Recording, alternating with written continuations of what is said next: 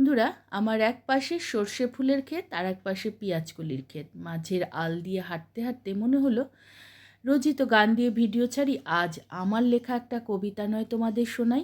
Please skip করো না, দেখবে সবার মনের মতোই হবে। কবিতাটার নাম স্বার্থ। স্বার্থ, তুমি সময় দেখো না, রাখো না মানির মান, সুযোগ পেলেই তাক করে বসো তোমার বিষাক্ত বান। বিশ্বাস তুমি করো যে চুরি, প্রতিনিয়ত পাতো ফাঁদ, চলন বলন সবেতেই খোঁজো নানান অজুহাত। বন্ধু তুমি মন গড়া করো তোমার নানান রং, ছক কষে চলা তোমার স্বভাব সবেতেই ফিকে ম্লান। ছাড়ো, চলো তুমি তোমার মতো, একা চলি পথে আমি, স্বার্থ ছাড়া বন্ধু যারা তারাই স্বর্গদামী। কি বন্ধুরা, ঠিক বললাম না?